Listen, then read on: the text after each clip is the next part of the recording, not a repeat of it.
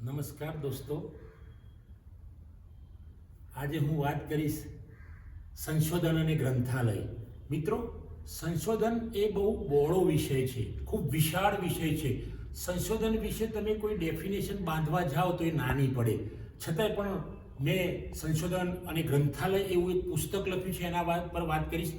સંશોધન અને આ ગ્રંથાલય જે મારું પુસ્તક છે, બધા જ વિદ્યાર્થીઓને, એટલે કોઈ પણ ફિલ્ડમાં પીએચડી કરતા હોય, પ્રોજેક્ટ કરતા હોય, માસ્ટર લેવલે કંઈક થીસીસ કરતા હોય, તો આ દરેક વિદ્યાર્થીને આ પુસ્તક કામમાં આવેલું છે. એમાં કોઈ વિષયનો બાદ નહીં. સોશિયલ સાયન્સીસમાં જેટલા પણ વિષયો છે, એજ્યુકેશન છે,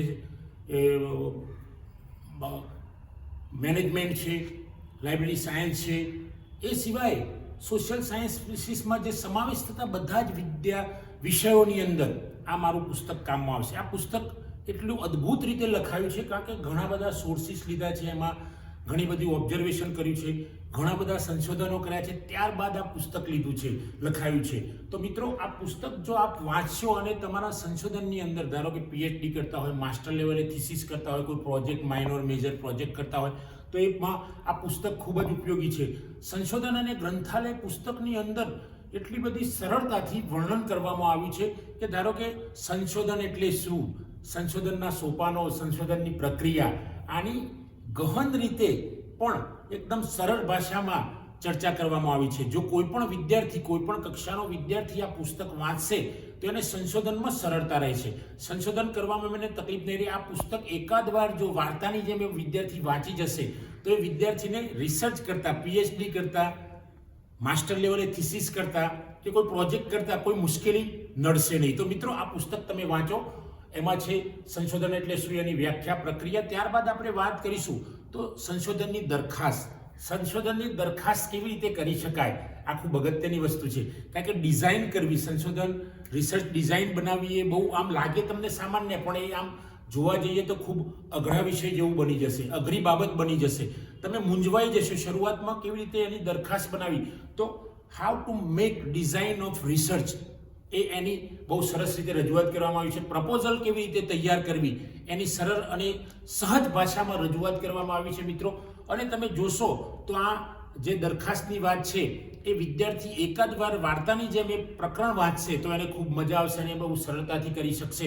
કારણ કે પ્રપોઝલની અંદર કેવી કેવી બાબતોનો સમાવેશ કરવામાં આવે છે, વિષય કેવી રીતે પસંદ કરવામાં આવે છે, એ પ્રપોઝલ વિષયમાં કેવી રીતે આગળ જવાશે, એનો ખર્ચ કેટલો થશે, એમાં સંશોધકને કોઈ મદદગાર હશે કે કેમ, ઘણી બધી બાબતો, આવી ગહન બાબતોનો સમાવેશ કરવામાં આવે છે. તો મિત્રો, આ પુસ્તક ગ્રંથાલય મારું જે પુસ્તક છે, તમે સંશોધન અને ગ્રંથાલય આપ વાંચો તો ખૂબ આપણને આનંદ આવશે અને ખૂબ સરસ તમારું સંશોધન થશે. એ પછી આપણે વાત કરીશું નૈતિક ખ્યાલો, એથિક્સ.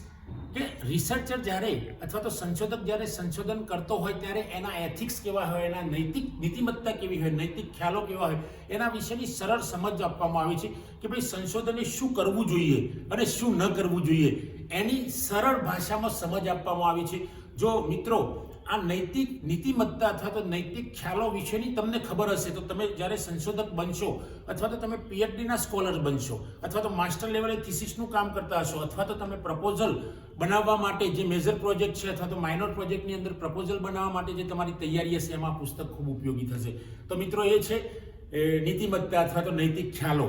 ત્યારબાદ આપણે વાત કરીશું કે ભાઈ એના સોપાનો જે વાત થાય છે કે સંશોધનના સોપાનોમાં કેવી રીતે શરૂઆતમાં વિષય પસંદગી કરવી, તો વિષય પસંદગી કરવાની અંદર પણ આ પુસ્તક તમને મદદ કરશે, ખૂબ જ મદદ કરશે.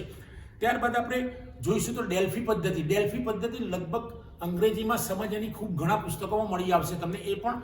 અને જ્યારે તમારે ગુજરાતીમાં ડેલ્ફી વિશે વાંચવું હશે તો કદાચ મારા પુસ્તકનો તમે સરળતાથી સમજી શકશો કે ડેલ્ફી પદ્ધતિ શું છે, એના કેટલા સ્ટેપ આવે છે, એના કયા કયા પગથિયા છે, એમાં વિદ્વાનોને કેવી રીતે ક્વેશ્ચનર આપવાની છે, આ બધી જ માહિતી સરળતાથી સમજાવવામાં આવી છે. પછી સાહિત્ય સમીક્ષાની વાત કરીશું. તો પહેલાં તો સાહિત્ય પીએચડી, માસ્ટર કક્ષાએ અથવા તો કોઈ માઇનોર મેજર પ્રોજેક્ટની અંદર કેવી રીતે આપણે સાહિત્ય સમીક્ષા કરીશું, કયા કયા સાહિત્યની સમીક્ષા કરીશું, એની સરળ રીતે સમજાવટ આપવામાં આવી છે. મિત્રો, સાહિત્ય એટલે ઓનલાઈન, ઓફલાઈન આ બે પ્રકારના સાહિત્યો છે. એ સિવાય પણ તમે કોઈ વ્યક્તિને મળતા હોય, જ્યારે વ્યક્તિ પણ એક સાહિત્ય બની જાય છે, તો આ વ્યક્તિને કોઈ સંસ્થામાંથી તમે માહિતી મેળવતા હોય તો આ બધા જ પ્રકારનું જે સાહિત્ય છે, પીએચડી અથવા તો કોઈ પણ સંશોધનમાં કામમાં આવતો હોય ત્યારે આ સાહિત્ય સમીક્ષાનું પ્રકરણ એ ખૂબ અગત્યનું છે. તો પીએચડીમાં ખાસ કરીને વિદ્યાર્થીઓને સાહિત્ય સમીક્ષાની વાત કરવાની હોય છે, એના વિશેની રજૂઆત કરવાની હોય છે. તો આ પુસ્તકમાં સંશોધન અને ગ્રંથાલય પુસ્તકમાં એ સરળતાથી સમજી શકશે જે પણ વિદ્યાર્થી સ્કોલર હશે. એ સિવાય આપણે વાત કરીશું તો જુદા જુદા સોર્સનો મુદ્રિત અથવા તો અમુદ્રિત સોર્સ અથવા તો એની કક્ષાઓ છે, એ પ્રાથમિક કક્ષાના, દ્વિતીય કક્ષાના, તૃતીય કક્ષાના સ્ત્રોત, તો કેવી રીતે એ સ્ત્રોતની ઉપયોગ કરવો અથવા તો એ સ્ત્રોત ક્યાંથી મળશે એની સરસ સમજૂતી આ પુસ્તકમાં આપવામાં આવી છે. કોઈ પણ વિદ્યાર્થી એને વાંચશે તો કદાચ એકાદ વાંચનમાં એને ખબર પડી જશે કે ભાઈ મુદ્રિત અથવા તો અમુદ્રિત અથવા તો એ સિવાયના અલગ અલગ કક્ષાના જે પ્રાથમિક, દ્વિતીય અથવા તો તૃતીય કક્ષાના સ્ત્રોત છે એને એવી રીતે જાણવા, એને કેવી રીતે મેળવવા એના વિશેની પણ ખૂબ સરસ સમજૂતી આ પુસ્તકમાંથી મળી રહેશે. એ સિવાય સંશોધનની શરૂઆતથી અંત સુધી સંશોધનની માર્ગદર્શિકા કેવી હોય છે, સંશોધન કેવી રીતે કરવું એનું માર્ગદર્શક પણ આ પુસ્તક તમને પૂરું પાડશે. મિત્રો, આ પુસ્તક ઘર પબ્લિકેશન દ્વારા પબ્લિશ થયેલું છે. જો આ પુસ્તક તમને ઘણી લાઇબ્રેરીમાં પણ મળશે. જો તમે રિસર્ચર હોય, સ્કોલર હોય, માઇનર મેજર પ્રોજેક્ટ કરતા હોય અથવા તો માસ્ટર કક્ષાએ સંશોધન કરતા હોય અને જો આ પુસ્તક આપ વાંચશો તો તમને ખૂબ મજા આવશે. નાનકડું પુસ્તક છે પણ માહિતી ખૂબ મોટી આપશે. આપ સૌને હું વિનંતી કરું છું કે આ પુસ્તક તમે કોઈ પણ લાઇબ્રેરીમાંથી મેળવો અથવા તો ઘર પબ્લિકેશનમાં જઈને પણ તમે મેળવી શકો છો. એ સિવાય સાર્વજનિક લાઇબ્રેરી, એકેડેમિક લાઇબ્રેરીમાં પણ તમને આ બુક મળી રહેશે. મિત્રો, જો મારો આ વિડીયો આપ સૌને પસંદ આવ્યો હોય તો એને લાઇક કરો, શેર કરો, કોમેન્ટ કરો અને જો મારી ચેનલ સબસ્ક્રાઇબ ન કરી હોય તો સબસ્ક્રાઇબ કરો. થેન્ક યુ દોસ્તો.